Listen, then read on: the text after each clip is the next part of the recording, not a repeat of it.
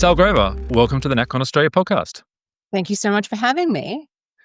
Hey, I'm going to start with a left field intro because I'm a China guy and it just occurred to me.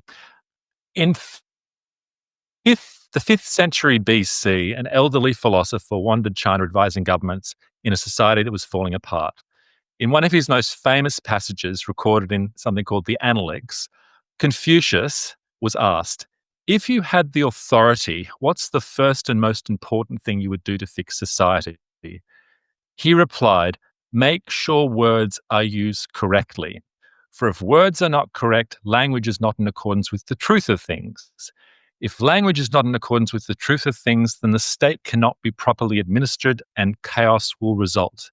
Therefore, it is very important, dear disciple, to get the definitions of words right. Sall Grover, what is the definition of a woman and why is it important? Such a left field question. The definition of a woman is an adult human female, and it is important because it is based on truth. So when you were just before you started the actual Confucius quote, I was thinking my answer to this would be the most important thing to get society back on track would be have a society based on truth. And so everything flows from that, everything. So even if you put truth there, language will flow from it. So it's part of why I actually care so much about this issue of, say, what some people would call a culture war of this definition of a woman and who can be a woman and everything that comes from that. Yes, female-only spaces, of course, that's how I got brought into it. But it's actually the truth. It's the thing that bothers me the most is that if the state or anyone can force you by fear of punishment to believe something that is not true, especially something that is so obvious, like what a woman is, what's next? You have no rights. If you can't acknowledge that reality, you have no other rights. And I think that is terrifying and chilling. And the fact that we have, say, the Australian Human Rights Commission, who is the most major institution pushing that, is terrifying for all Australians. This goes so far beyond women's rights. This is everyone. Yeah, I agree. I mean, that's the point I think he was making so many centuries ago. For those not familiar with your story, and I'm sure you've repeated it many times, but how did you get dragged into a situation where you are defending what the meaning of a woman is? So I created a social networking app with my mum, and we were getting ready to, got the idea in 2018, developed it, got it built in 2019. We're getting ready at the beginning of 2020 to launch it. And we woke up on the 7th of February with just inundated with thousands upon thousands of men on the app. We were only still beta testing. We had thousands upon thousands of 1-star reviews. They were saying reviews calling us transphobic. On the actual app, these men were creating profiles saying things like kill TERFs. They were also leaving reviews of that nature. I had no idea what a TERF was. So just we were under attack, and I'd never experienced anything like that before. I didn't have an online presence. I wasn't sort of in any space like this. We just had an idea and we were just executing it. And so I was told basically by all of the people under attack to educate myself. And I was like, well, that's a fair comment. I'm obviously completely uneducated by what's going on. And so I started doing some research and found out that in countries like Australia, the US, the UK, Scotland, Canada, then also it's happening in Japan and South Korea and parts of India as well, that not only were men claiming to be women, but institutions and governments were backing them. And what happens when you have such a lie that has sort of institutional support like that? As I said, it's anti-truth. It's anti-reality. It's not real. So you've got a huge problem with everybody's rights there. But if you are just talking about women's rights, because that was the word that was being disputed, all of women's rights go. Now, there's some that go first, which are women's spaces, women's sports, women's services, all of these things that have been carved out in society, rights that have been fought for and won, that have established that are required. And people might say that that's sort of, it's an affirmative action. And in a sense it is. But I would argue that what has happened is reset the clock on that affirmative action, because nobody ever accounted for the fact that they were going to come along and say that there's kind of, you can't even define what a woman is. And so, yeah, I was thrust into this crazy, crazy zeitgeist that was not prepared to be part of, had no idea that it was going to happen. I'd heard in the background, like I wasn't, like completely living under a rock. I'd heard in the background that there was the T was now part of the LGB, and I had that trust of like, okay, I'm on the side of the LGB. If there's another letter, I support that too. I was being a good little liberal. I didn't think anything more about it. It was only until it was sort of thrust upon me that I did, and just basically did some research because I had to. And so when there are people that come at me and say there's no issue here or anything like that, I'm like, you haven't been affected personally yet. So you haven't gone and done your own research. But even if you haven't been affected personally, the fact at this point in time, like in 2025, that you haven't done your own research, that's on you. One of the great things I like about this debate is that it's brought together a coalition of people like yourself who weren't traditionally sort of culture warriors, right? They were middle of the, well, they came from various political persuasions. You have Labour vote, Scottish Labour voting, J.K. Rowling. You have Mhm. 60s liberal feminist Germaine Greer. You have hip, you're from movies originally, right, and tech. Mhm. Hip girls like yourself who were sort of like vaguely, you know, cool with the sort of the culture, and then you have outer suburb ex-Labor people like Maura Deeming. You have people that were never they just asked questions and were very sort of sincere and weren't getting proper answers like Gillian Spencer and realized this is nuts. So Yeah. it's just in theory it's such an attractive kind of broad-based movement. What do you think distinguishes those who get it from those who think that anyone opposed to redefining the term women is a hateful bigot and all the rest of it? I don't think there's one answer because I think there are quite a few things that are going on.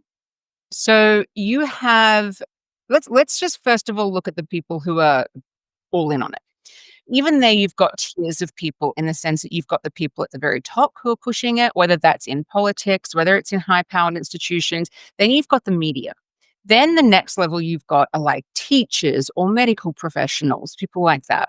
Mm, And then you've got sort of what I would always call like the foot soldiers, like the people just like living their everyday lives, some of whom are pushing this. And you're like, why? Like they're the ones I'm going, why? What is in this for you? Because I get for the other ones, it's power, mm, it's money, it's keeping your social standing, it's going along with a zeitgeist and just not challenging it, especially one where for whatever reason, the parameters of this zeitgeist has been, if you challenge it, we will destroy you. So they've just chosen where they're going to be on that. And in some circumstances, I understand it. Like I can understand why some journalists, for example, I don't respect this. I'll preface it by saying I don't respect it, but I understand why some would say, look, I like my job. I like being able to pay my mortgage. I've got a family to support. I'm just not gonna rock the boat on this. It's not worth it to me. Okay, you've made your decision, but I get it. What I don't get is that people who have sort of no stakes at all in this, that some who just push it of that, but for them, it's just this manipulation of empathy, of be kind. You it's one of them was for a long time was one of the most spoken things about it was just be kind, be kind. And again, I'd heard whispers of that in the background as well. It very much wasn't in the bubble that I was living in pre-2020. And you hear that and you think, well, of course I'd be kind. Of course. Who doesn't actually live their life that way? Psychopaths. Everyone else actually lives their life to be kind. But then when it hits you and you go, hang on, okay, I'm being told to be kind here by people who are being incredibly cruel to me. mm, What is it that who am I being kind to and what am I being kind about? And what I quickly realized is that to be kind to men who claim to be women was literally at the expense of cruelty to women. I was like, well, I'm sorry, that's not a price I'm willing to pay. yeah. And I actually don't think that it is kind to lie to people. I don't think it's kind to tell people that they can be born in the wrong body, or that, yes, you are a man who is actually a woman, or you're a woman who is actually a man, or you're neither of those two things and you live in you're just some completely different species. No, it is cruel to indulge that kind of stuff. So Mm, think that there's people who have very different reasons for believing it, but they would all come down to either power, money, or fear. mm. What have you found the most persuasive ways of sort of getting people to see the light? There's two ways that are the most persuasive. In Australia, the thing that gets people 99% of the time is sport. We all know that males and females are different when it comes to sport. Apparently, in no other way, but in sport we are. So people can put that together really quickly and go, "Oh, of course." But so then you've got to get them to jump from, "Oh, well, just in sport," to, "Well, okay, there are other areas in society as well." And then the other part is the kids. What's happening to kids? That once people understand that kids are being told that they can possibly be born in the wrong body and that they should be medicalized for life based on that, people do, I find, start to put two and two together really quickly. They just start to, let's play it through their mind and be like, hang on, this isn't kind. Why would you do Mm, this?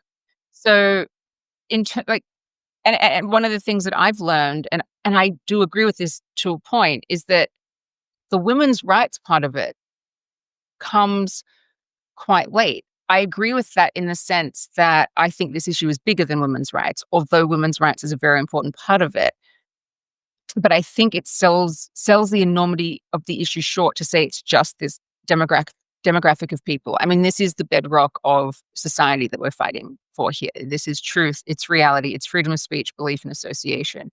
So once you can get people to realize that it's bigger than just, some men are claiming to be women and some women are saying no to that. That there is something, that this is actually really important. It's not some little sort of cat fight, for lack of a better word, happening over in the corner. And they yeah, start to more. yeah, and, I mean, it's not a parlor room game. There are actually real consequences to Yeah. what's going on. Who do you think is ultimately driving the movement to redefine woman? Again, there's so many layers. This is the thing. You research Mm, so much, you start to become a prisoner of what you know. Again, there's lots of layers. And I think there's a brilliant author and voice in this, Helen Joyce. She wrote the book, Trans When Ideology Meets Reality, and everyone should read this book. It explains the whole thing. And she said, to sum it up, and I think she even says this, that it was a perfect storm of a lot of different things. You had essentially a lot of the big major civil rights things were, legally speaking, one, and lots of parts of it socially speaking, one as well in our countries.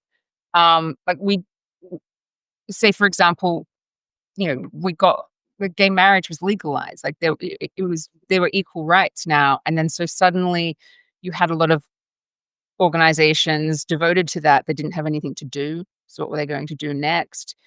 You had a lot of people for quite some time, a lot of men that were meeting in these sort of secret societies, claiming to be women, wanting to do more with that. You had a pharmaceutical industry who cared. I mean, you can go, there's parts where I go, "Oh, that's a bit too conspiracy theorial to mm, me," although there's possibly elements of truth. But I just do think that it was a perfect storm of a lot of different elements of people needing the next fight, basically. mm. And this sort of synthetic fight emerged that piggybacked on the LGB and some parts of feminism, and everyone went, "Oh, okay, well, that's the next one," not realizing that by supporting that, they were undoing the work of all of those organizations had done before. Well, what explains really high profile, very, very politically savvy women like Julia Gillard, our first female prime minister, and Shannon Fentiman, who was the minister for women here in Queensland, their inability to take your side in this debate? Well, so Julia Gillard is an interesting figure in Australia in this movement, because while she was giving her what I think is now infamous misogyny speech, in the background, her government was removing the definition of woman from the Sex Discrimination Act, thereby removing women's rights to single sex spaces, sports, and services. So For Julia Gillard to not know, claim to not know what a woman is, but then dine out for the better part of 10 years on being the first woman Prime Minister of Australia is, I think, the height of hypocrisy. And I could not have less respect for this woman. Um, how she could, I think, get respect is if she came out and went, you know what, I made a mistake. I didn't realize what this was about. Which, when you look at what they did to the 2013 amendments and how much Julia really had anything to do with it, only people in the rooms would know. My argument is that she was the head of the government, so she has to take responsibility for it. And you should know everything that's going on, and you can always say no. I do know that it was Mark Dreyfus, the Attorney General then, and at least today still is the Attorney General. Might be ending really soon. He was someone who really pushed for it. Why? I don't know. But in 2013, I mean, this was a private member's bill. It was in the dead of night, as stealthily as possible. They removed the definitions of men and women from the Sex Discrimination Act. They put in gender identity. Didn't really tell anybody. There was a handful of women who knew, a lot of like sort of academic feminist women who knew, and lots of like said Bronwyn Winter. With Julia Gillard, I don't know what her involvement was in any of the rooms, but it is my position is it's your responsibility as the Prime Minister to know pretty much everything that's going on, especially what's going to be passed in your name. And so basically, in the dead of night, in a private member's bill, they removed the definition of woman and man, and they added in gender identity. What makes it even more sinister, I think, because they did that in 2013, they still made gay and lesbian people beg for the right to get married, and didn't do that, and did that with a plebiscite in 2017, and put a postal vote out to everyone saying, do you support same-sex marriage? So they were still relying on this concept of sex in a different act, in the Marriage Act. But in the Sex Discrimination Act, the Australian Human Rights Commission's claim now is that there's no such thing. So do you think they actually understood what the implications would be? This is my point with it, is that if they had just put gender identity into it, I would say maybe you didn't know. But because they took the definitions of man and woman out, I'm like, I think there was some malice there. I don't think this was just ignorance. And also, the job of legislators is to actually look at the ramifications for anything that they do. So it just shows that they didn't do it. Now, this all, and how sinister it was, it is bad. But like, I've read the Sex Discrimination Act as it is right now 50,000 times at this point. The act still works. It's to say that did Julia Gillard seriously, were they there when they were doing these amendments going, yep, completely wipe out women's rights? Or were they saying, you know what, when gender identity is in play, it's gender identity discrimination, but when sex is in play, it's still sex discrimination, and gender identity doesn't override sex? I would say that would be the fair and reasonable way that they had planned to do it. If I was going to be generous to them, I think that that's actually probably what they thought. What they didn't count on is that you've got the little gremlins at the Australian Human Rights Commission over here that is so corrupted and captured by ideology that they're just going, no, like men are women, and will literally throw everyone else's rights under the bus for that demographic of people, which is what I'm experiencing at the moment. And then to go back to your original question, like the likes of Shannon Fentiman, to be honest, I think she's just a useful idiot. I don't think she believes in this at all. I think she's blindly ambitious. And I think that Labor was giving her all of the really controversial state bills to pass, and she did them because she wanted to become premier, thinking that, if I do this, sort of, you say jump, they say jump, I'll say how high, I'll do all of this, and then they'll give me premiership. And she was on the shortlist with two other guys, and the two guys got the premier and the deputy. She didn't even get it, and she probably never will now, all for nothing. I honestly think she was just playing an ambitious game, and she lost, and I think they always knew she would lose. Yeah. Not to over-labour it, but I'm sure that Julia Gillard and Shannon Fentiman have probably read a bit of Germaine Greer, right? So how is that kind of divide? Read, but go on. Yeah. Okay. Yeah, there you go. But it's sort of weird, this parting of ways between, and I find this across the board, broadly speaking, the kind of, let's call it baby boomer Mhm. feminists are much more. That's just ridiculous that men can be women. Obviously not. They Yeah. almost struggle to comprehend how some younger women can believe this. What do you think explains that generational divide? Well, I mean, just at the start of it, I think that Julia Gillard definitely would have been a Germaine Greer reader, which is Yeah. what probably behind the scenes makes you go, "What were you doing?" Yeah.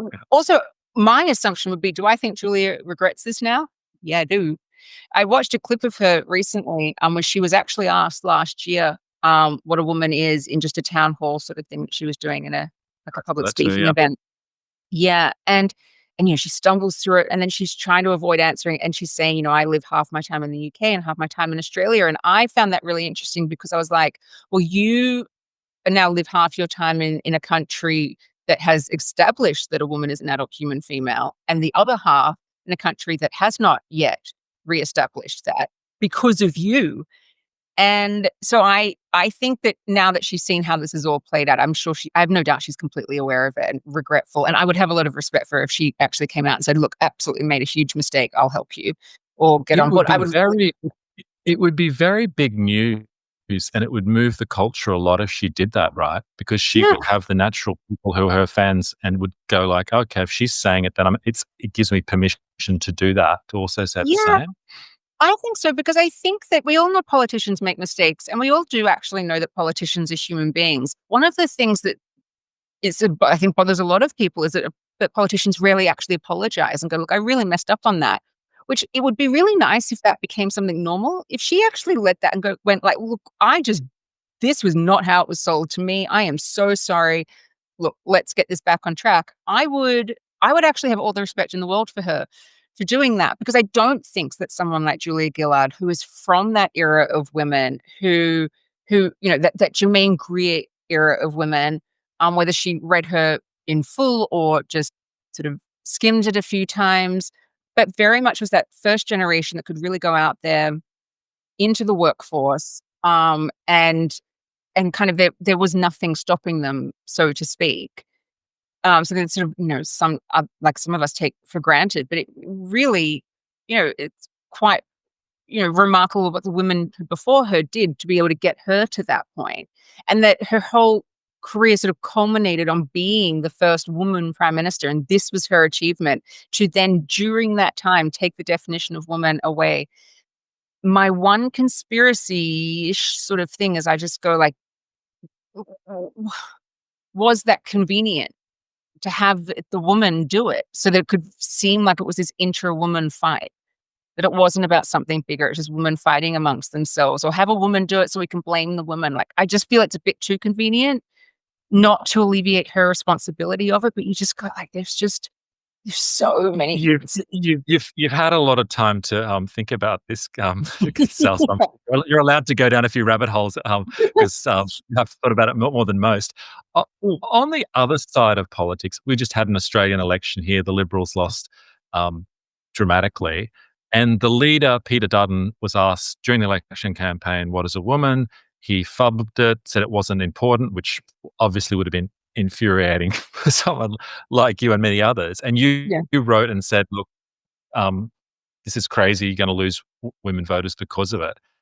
Have you received much support by other women in the Liberal Party? Claire Chandler, obviously, Mm. is the big one. Claire Yeah, Chandler is, awesome and has put a lot on the line. She's the senator in Tasmania. She was doing the Save Women's Sports bill long before that this was even front page news in Australia to what it is now. Um, Other women liberals, that would be a no. I think it's just Claire. There are other politicians. Obviously, then you've got Moira, you've got Sarah Gayman in South Australia, Alex Antic. Obviously, you've got Pauline Hanson, who to her. I think Carolyn, the president of the Libs in WA, she's put on Twitter she supports you Yes, guys. sorry, That's she is as another. well. In Yeah. Western, she has been really good as well. But so I mean, we're talking a handful of politicians in What general in Australia. What about Susan Lays, who's put herself to be the next leader? Um, yes, no, she has been horrible on this issue, even when there were some pressure for for Peter Dutton to say anything. She was just dismissing culture war, culture war, culture war. And my position on that, I've got two things. Is one, to end a culture war, you just have to take a position on it, and then you can end it. So to just sit there and dismiss it as a culture war is actually to continue it. Um, so I think they enjoy it to a point. I think that's a completely wrong way to play it. Two, if it's just a culture war, can you let the AHRC know? Because I'm in federal court over this culture war, Yeah. and I'd like to move on with. So if it's just a culture war, also all of the like the lesbians in Australia who can't meet anymore without allowing men to be in their groups, can you let them know it's just a culture war? Like, no, if this was not an issue, we would not be here talking about it. We're not crying wolf. We're in court. The laws are at least being interpreted against us. And I say that very clearly. I think the Australian Human Rights Commission's interpretation of the law and what the federal court is accepting is completely incorrect. But we could all be moving on and focusing on all of those other issues. Mm. But we're here debating and fighting for something that is so obvious. This is the stupidest thing you could be spending your time doing. Of course, men are women. No one believes this. I almost people recommended you as a guest for a while, and I loved your stuff and saw you on other shows. But at one level, I was thinking, is there really much more to talk about? Because it's at base, it's just a definitional issue, and everything else flows from that. And if you just accept that biological women can't be men and vice versa, then that's almost the litmus test for sane discussion, right? There are some times where I sit there and I'm either going to write something or I've got to go and speak on something like this, and I'm like, I don't know how many more ways I can say this. But then at the same time, there's different things that are always happening, and Australia is a few years behind, especially the UK, on this issue. This is for all of us that are in this fight. This has been obvious to us for a time. We've been really trying to play catch up with it, and it is going to catch up quicker than how it played out in the UK, but we are still a frustrating distance behind. So just today, for example, in the Daily Mail, a story broke that a man who claims to be a woman is threatening discrimination against Fernwood gyms. Now, Fernwood gyms have been women only. This is like an Australian institution at this point. They've existed for a long time. I know I've spoken to many franchise owners of Fernwood, which apparently the Fernwood corporate's position has always been just put it on the individual franchises. We're not going to deal with this, which I think is actually quite horrible. I think they actually should have come out and challenged the law quite early because they existed before these amendments and before this culture war. But a lot of Fernwood franchises, they have had men claiming to be women come to them, and the Australian Human Rights Commission sides with the men, and they basically say you've got to pay them $10,000 to make them go away. It's either pay them $10,000 or go to federal court. The only difference with me of when I got an Australian Human Rights Commission complaint, and basically it was it was $20,000 is what I was being asked to pay him, but in negotiations you could assume that maybe it would get down to 10, was that one, I didn't have $10,000 to give him, and two, it killed my entire thing. Like I was a startup. I was at the very beginning of it. There was no point to it if I let these men on, because then congratulations to me, I've invented Twitter. Like the whole point of my startup was that it was female only. There is actually no other point of difference to it. So I was just very much like, no, I've put in a lot of work for this. I want to use this. I want a female only digital space. I want women's rights in general as a woman existing in the world. So no, sorry, mess with the wrong one. I'm going to fight you on it. I knew it was going to take a long time, but when you're actually living in that, I'm 3.5 years in. It's a long time. But if you are running a franchise like a gym, this is happening all over Australia, and you're just having to budget in paying these amounts of money because the Australian Human Rights Commission is basically, supporting the people who are using activist lawfare against you. How can you just say it's a culture war? How can you say this isn't affecting real Australians' lives? Are we in a cost of living crisis or not? Like, this is all part of people having to spend so much money on nonsense when the government could literally fix this in a week for free. You just hold a meeting, go in, I don't know, control F7, delete 2013 amendments. Find another way to put it in. If you want gender identity to be in some kind of discrimination act, in legislation of some kind to protect people who have that, find a way to do it. But find a way to do it that does not impact anyone else's rights. It can't impact freedom of speech, freedom of belief, association, LGBT rights, women's rights, child protection, parental rights, and employment rights and employee rights. Find a way. If you Mm. can do it, no one's going to stop you. But no one's even tried it. Yeah.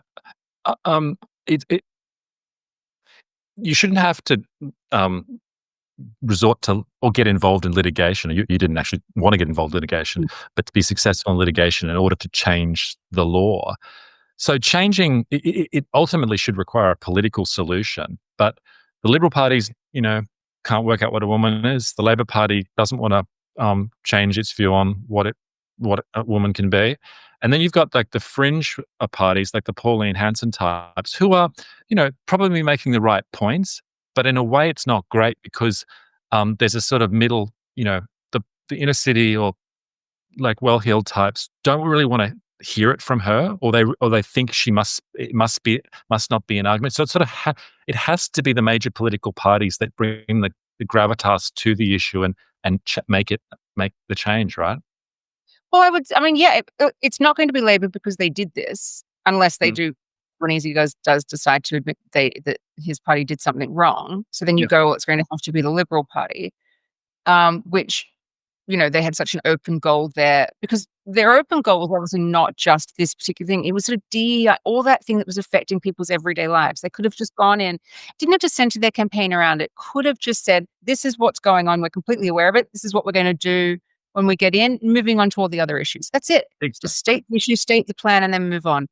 But they didn't, and hopefully have sleepless nights about it now. Look, I'm really grateful for what Pauline has done on this, especially with the kid stuff of trying to stop the medicalization of children. I mean, all credit where credit is due. She has Yep. really fought for this. And I think that, in history, when they're looking back, people aren't going to be sympathetic to the people who went, oh, I just didn't want to listen to Pauline over child sterilization. Well, that's on you. Because you know Mm. what?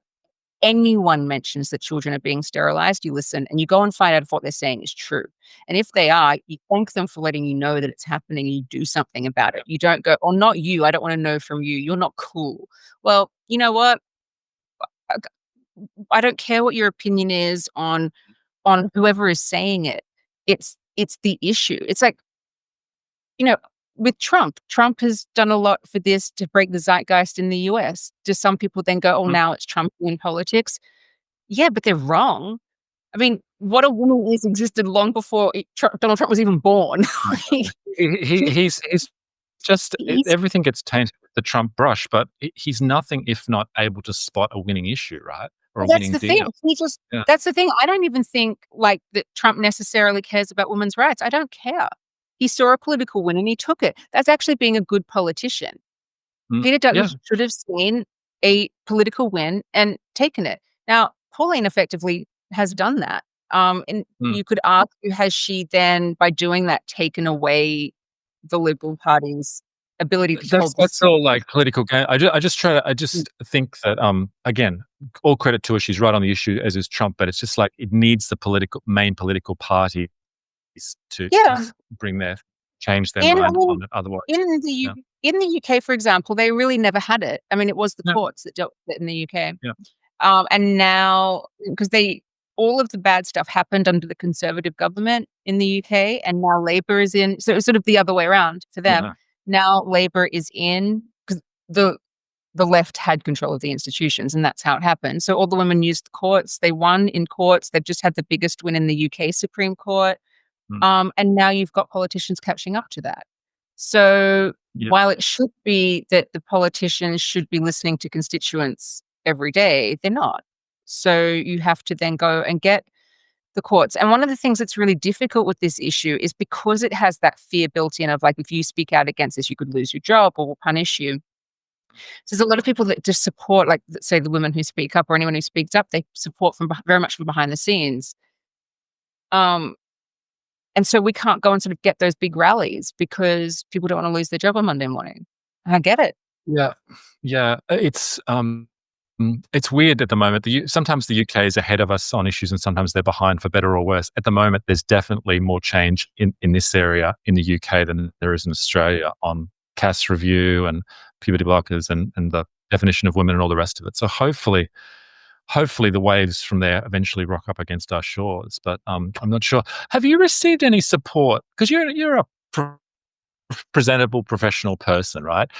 Have you received any support in corporate Australia from things like, um, executive women networks or all those networks that are encouraging women to sort of be involved in politics? I mean, have you had Hilma Network invitation to address their Mm. gatherings? No. Um, no. No one. I've never been contacted by anyone. Like, when people sometimes, there's always this, trans activist mantra that's always being said that women like myself, we're just being funded by the far right and whatnot, and, it's just we're all just grifters, and I'm like, no one's Yeah. ever contacted me. Like, I'm running the world's worst grift over here. I've never even gotten Ah, so much as a text. yeah. No, I mean, as I said, I think that Australia is a little bit behind. I do feel it's changing very much. I think the next sort of 18 months is going to be really interesting. Mm, Um, and hopefully the toxicity of just all the fear, like that you don't have to be fearful anymore, that more people can just start speaking out. So we'll say that if everyone just started speaking out within a week, they can't cancel everyone. mm, It would end it. So it's like if everyone just got collective courage and like we could end it that way, it would be fantastic. But yeah, there's a small pool of different groups and institutions and media in Australia. I mean, you have Mamma Mia, Australia's apparently leading women's mm. news site. They won't speak to me. Um, no, I'm Mumsnet was quite powerful in the UK on this issue. So, but Mamma Mia hasn't been, right? That's sort of interesting. Um, Mm. Yeah, I mean, they just in Australia, as I said, the our media pool is very small, and sort of the amount of money in play, I suppose, is smaller than, say, it is in something like the UK, and so people are more fearful in that sense. No one wants to lose their livelihoods. If you get fired from that place, like, where do you go? Where's your next job? yeah. So, as I said, I understand it to a point, but for some places in Australia that are supposed to be women-centric to completely Mm, drop the ball on this issue. I mean, it's like, look, I mean, Mamma Mia is like a tiny fish in that respect. We actually have the sex discrimination commissioner who is working against women in the definition of sex. I mean, she is actually a problem here. Because if the sex discrimination commissioner went into federal courts and actually interpreted the law correctly to all people, like, yes, okay, I would win the court case. It wouldn't be taking away any rights that, say, a man with a gender identity had, but he never had the right to go into a woman-only that's not how it was ever supposed to be. They've yeah. given him something he never had, to go into an app that's no longer even online or not currently online. It's just, they've fought so hard for one demographic's rights at the expense of everyone else's. That's what I was saying at the very beginning, and which is it is the wrong way to go about it. Like, there really is a way they could have gone about this that actually helped everybody. And yeah, okay, it wouldn't allow men who claim to be women into women-only spaces, but they shouldn't be there. Otherwise, because the Mm, moment they are, it's not a woman-only space anymore. It's not women's sport anymore. So they're not supposed to be there. You could have gender identity that actually helps them in some way, whether it's forming their own leagues, creating their own spaces. There's so many different things you could do. To expect us all to just sit here and believe a lie was well, they will find out in the long run the absolute worst tactic they could have chosen. mm. Yeah. It sort of anticipates my next question. How do you think men who want to pretend to be women should be accommodated in society in a humane and proper way? Okay, so this is the thing. Mm, It's not one completely cohesive demographic of people, mm, because you've got men with autogynephilia, which is the fetish of mm, oh, thinking of yourself as a woman. You have some men that have some very distressing, what would really be, if you're going to talk about it in really literal terms, it's really mm, like a body dysmorphia. They're very mm, uncomfortable in their own body. mm, And then you've got children who have um, sort of been either taught some very ideological lies or have been indoctrinated with it online. So you've got just and that's not even that's just some of the examples. So it's like you can't even deal with all of these in the exact same way. So, because for example, like a man with autogynephilia for who claiming to be a woman is a fetish, and you can tell who they are. It's very Mm, obvious. And it is 99% of the grown men doing this. mm, I there the most humane way to deal with them is to say, do whatever you want in the privacy of your own home. You keep the rest of us out of your fetish. Thank you very much. mm, Um, for everybody else, like for somebody who's genuinely experiencing distress in their body, um, I would say that, and I talked to Gillian Spencer about this, like talk therapy. Sit mm, there and talk for years if you need to, until you can accept the only body you'll ever have mm, and the reality that you live in. And that there's nothing wrong with being a man, or if you're a woman, there's nothing wrong with being a woman. And that the world is your oyster from that point onwards. Like you don't there's a lot of things that's not going to stop you, but there's just some realities that do exist. And then for children, I mean, that's just the whole other level of just how do you help kids who have been taught lies, who have been indoctrinated with nonsense, who are on a pathway of utter destruction, because if they get medicalized, it's just a lifelong devastation. Yeah, you're going to deal with them very differently to how you're going to deal with the adults. So anyone who just says, we just have to have compassion to the trans community, who are you talking about?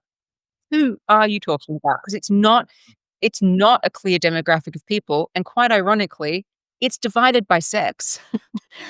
Why yeah. women and girls claim to have gender identities is significantly different reasons than why men and boys claim to have gender identities, and they kind of play out in some ways how you would expect that's the socialization of each sex to have an issue. So, Mm, there's some people smarter than I that have said some of the clearest ways where you can see the sex differences of people is by the people who are trying to deny their sex. mm, yeah. And obviously, you don't solve anything by lying or lying about the meaning of a word. That's not a solution. So it has to be something other than that, right? Exactly, as we said earlier, like, it's not kind to lie to anybody. It doesn't help. Mm, Bec if there's so many lies, for example, that maybe we would go, "Oh, that would be too far, or that would sound ridiculous." So say, for example, if someone said, "Okay, we're gonna do amendments in legislation that you can choose your age, and anyone, this is how they actually feel. You're a bigot if you deny this. You've got to validate this. This is their actual age. So, while he might be biologically 47, he identifies as 7. And who are you to tell him he's not? I mean, I think everyone listening can see where that goes really, really quickly. mm, Why would you think it wouldn't happen with sex as well? You just sort of yeah. all got saw that there was this concept of a gender identity that some people could genuinely feel like the opposite sex. You can't feel like something you are not. And so to but we had this weaponized kindness, this attack on everyone's empathy. A lot of people thought, you know, okay, this must be a real thing. It's only when you start researching it, when you read the work of the people that have done a lot of research into it, who are really critical of it, um, for good reason, and you go like, "Oh, hang on, like, this was never real. This was never real. This was Mm, something we should have ever been fighting for." mm, Not to say that the people who claim to be trans don't exist. Every human being living in this very moment in time obviously exists. But someone's claim about themselves does not exist for other people. It just doesn't.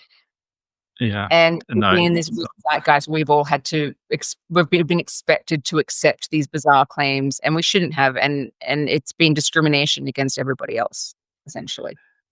Yeah. You are going to the High Court.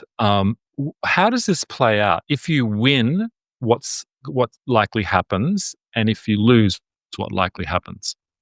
So at the moment, the appeal is actually to the full federal court. High court Yeah. would be next. So in August this year, we go to the full You'll be federal in the High court. Court. You'll be in the High Court eventually, I'm sure, Sal. Sure. Unfortunately. Well, let's see, because I'll tell you how it plays out, and I'll tell you what my predictions are. Yep. Let's see if I'm right or Yep. wrong. I've been wrong on a few things here, but Yep. because in 2020 when I first heard about all this, I'd said to my mom, "It's so stupid, it'll blow over really quickly." And here we are, 5.5 years later. So I was really wrong about that, but I genuinely did think it was so stupid. So we are appealing the decision from last year. So the Tickle v. Giggle decision was indirect discrimination and sex is changeable. We are obviously appealing that. In that same case, Tickle is cross appealing. So he's also appealing the decision he won. He's appealing the decision he won. I'm appealing the decision he won. He's cross appealing because he wants indirect discrimination upgraded to direct discrimination, and he also wants damages of at least $30,000 and aggravated damages of at least 10. So if we win this round, this appeal, the cross appeal falls away immediately anyway. And it would be then up to Tickle to take it to the High Court. Now, the Australian Human Rights Commission / Sex Discrimination Commission has intervened as amicus curiae in both round one and now round two. You would assume they'd do the same again in round three in a High Court. The Australian Human Rights Commission, as I've been saying, are very much saying it's gender identity, humans change sex, men or women. If they just say it's just a thought, there's nothing they even have to do. Which, to be honest, fair. Like there's nothing a man can do to become a woman, so it shouldn't be contingent on anything because there's nothing that can make him one. But they're just saying it's just a thought a man can have, and if that man has that thought, then that overrides every right a woman ever has. So they would be going. So if we win this round, we would win basically because we've established that sex has weight in the Sex Discrimination Act. The biological sex, which was what the Sex Discrimination Act was founded on and intended for in 1984, we would win on the basis that sex still has weight in the Sex Discrimination Act. So the other side would be applying to the High Court and appeal on the basis that sex has been given weight in the Sex Discrimination Act. So if we lose this round, we would be applying to the High Court because sex has not been given weight in the Sex Discrimination Act. Now, there's a part of me that thinks so I will go to the High Court if I'm required. If I lose this round and I have to, I will go to the High Court. I've always figured that I'm in a marathon. You don't stop the marathon, 2/3 of the way through. It would be lovely if the end of this year was the end of the marathon and I won it, but we'll just wait and see. This is just how my life has been for a long time. I just have to wait and see. It's very hard to plan anything, but as I was sort of alluding to earlier, can the Sex Discrimination Act work as it currently stands? Yes, it can. You have sex, it's the Sex Discrimination Act, and you have gender identity in there. You've got all of these different sections of the act and whatnot. Some of them very much refer to biological elements, some don't.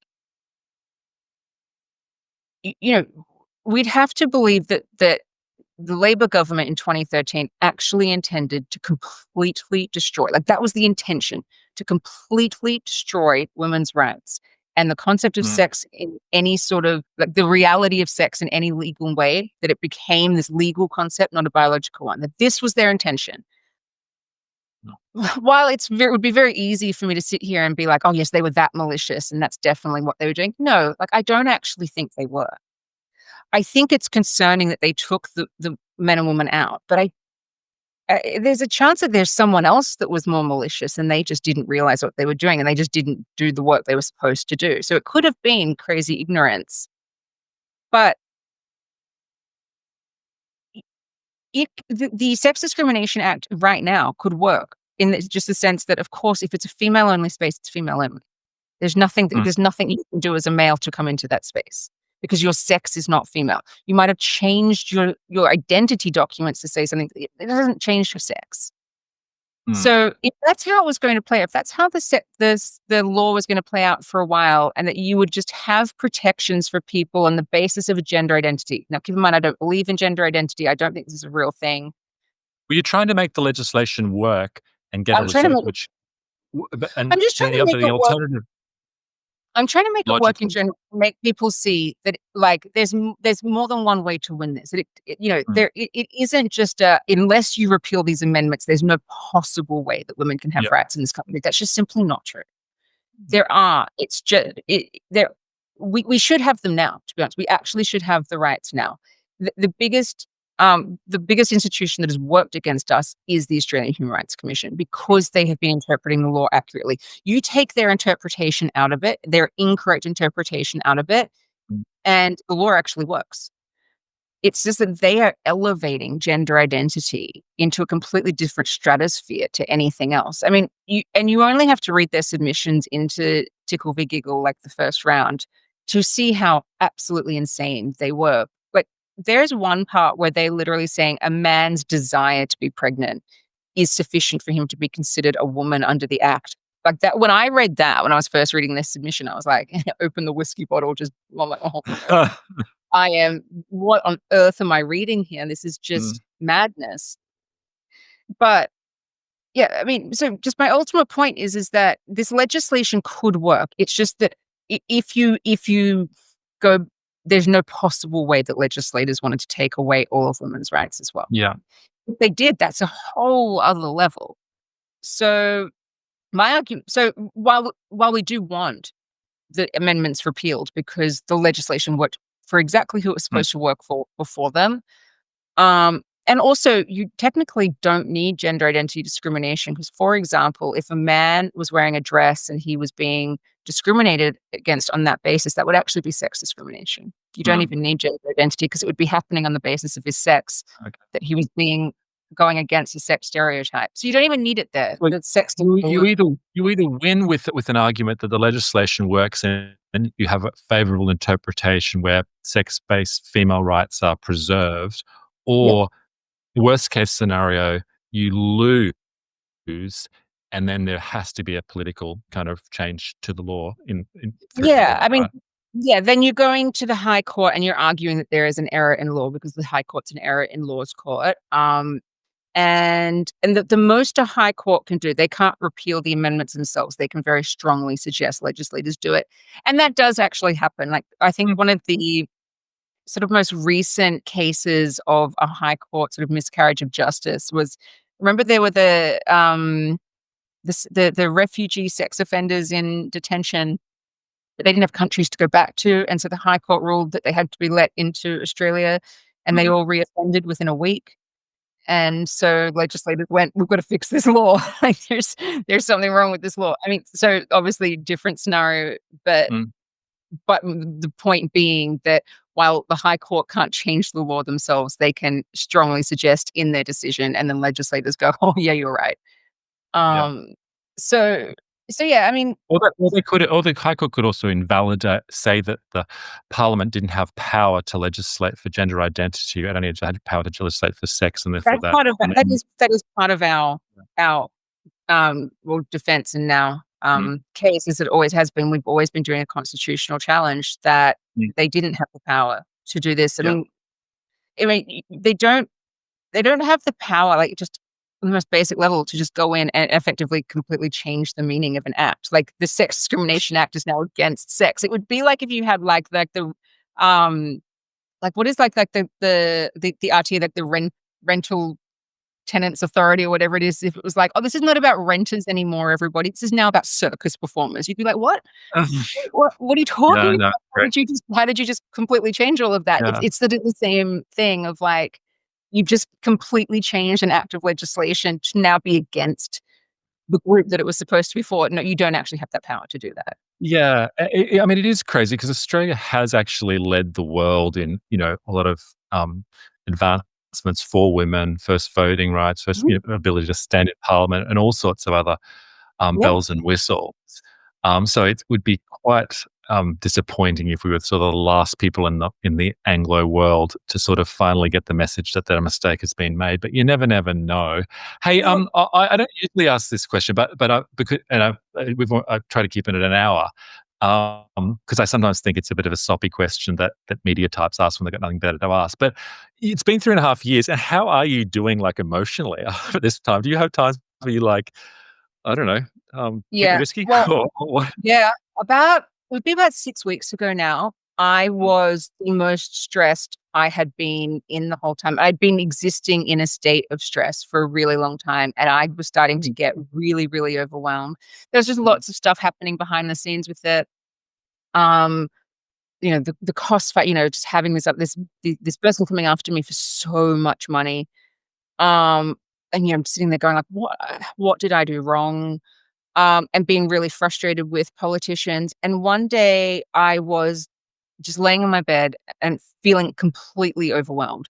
And I just stopped myself and I was like, if you keep thinking like this, you won't be able to cope. Like, you're not at the end yet. You're gonna have to change your attitude. And I just started speaking out loud and being just sort of putting things into perspective that I hadn't done for a long time. And I physically felt the weight lift off my shoulders. And I felt great since then. So I'm about 6 weeks into feeling good. It was much needed because I was really starting to, not so much, I wasn't kind of losing it. I was starting to really crumble under the pressure of it. Like, I just felt the weight of my world on my shoulders. And while simultaneously going like, "This isn't fair." And it isn't. At the same time, like, there's a lot of things in life that are unfair. Like, this should never have happened. This should have always been fixed by legislators, by institutions. They should have always seen the injustice of this. They should never have dragged a single mother with a startup through the courts for 3.5 years for knowing that a man is not a woman. mm. I mean, but that was part of, like, my moment of clarity of, "You will never be the bad guy in this." Yeah. Look, I In reckon there's all a of this great well, when the whole story finishes, you've got a great book to pull together, and you can I that can be I a agree, moment. I agree with you, and so I just when I sort of realized that, of like, it feels overwhelming now, but eventually you will be so grateful that you did this, because Mhm, you'll look back and it'll be done. Then, there's a thing that you sort of do, is imagine yourself at that point where you're grateful that you did it. mm. And so now I Yeah. try and just look forward to that a lot. But I'm not gonna lie, it's been really hard. I mean, I was 15 weeks pregnant when I first got the Australian Human Rights Commission complaint. My daughter will turn 3 the month before we go to the Federal Court of Appeal. These golden years of her life have been stolen by this. The amount of energy it takes to make sure, like, she has no idea, absolutely no idea what's going on. So it takes a lot of energy to make sure that she has no idea how stressful some days have been. The fact that I haven't been able to just focus on her, that there have been times that I've either had to go to a different country or I've had to go down to Sydney for a week-long court hearing, has very much, um, again, made me lose respect for anybody who could have stopped this. But at the same time, I look at her and I'm like, I can't send her out into a world where she has no rights. Which at the moment, there's no definition for what she is in law. So I would be a bad mother if I sent her out into the world and was just like, "Oh, okay, well, that boy that you've got to compete against, no, not only do you have to compete against him, you've got to see him as a girl. Off you go." No, absolutely Yeah, not. there's nothing more stressful than being involved in litigation, even small scale litigation, and you are Yeah, involved in big litigation. But, yeah. if the upside is that you do get a lot of new friends and supporters and allies, and Yeah, yeah. yeah, and and if people wanna support you in this cause, I'll drop all this stuff in the show notes, but, to donate to you, what's the best way for them to do that? Or, So we have the crowdfund, which is gigglecrowdfund.com. So the whole thing is being crowdfunded, and it's really the generosity of people who support the case and the fight that we're in. All the information about the case is on there. The first round was just over $500,000. This one is going to be about the same, if not mm, slightly more. Um, and then I don't even want to think about what it would be by the time we get to high court. I don't even. Let's just cross that bridge if we come to it. yeah. But what there's two things that I can say is, one, I'm incredibly optimistic. So while it's been horrible and harrowing, and while politicians, yes, have been incredibly weak on this issue, they're wrong. And they don't know. They haven't been looking at the actual cultural zeitgeist and what people in the actual country, what the real people are actually saying. They haven't realized the shift that's happened. Mm. A few have, but not enough. I'm very optimistic with how this case is going to go. And the other thing I can say to thank you for people who are supporting it is that I'm not going to give up on it. Like I've said from the very beginning, I'll go to the High Court if I have to. And hopefully we don't. But if we do, that's where we end up. And we have a fun High Court party. Okay. It'll And be a yeah, it'll be a mon it'll be a monster one, Sal, hopefully, yeah. Hey, strength to your hand, really, really good to chat to you, thank and you. anyone who can support you, all the details will be in the show notes, and do what you can. Thanks again. Look forward to keeping in touch. Thank you so much, Dan. Cheers, man. Bye.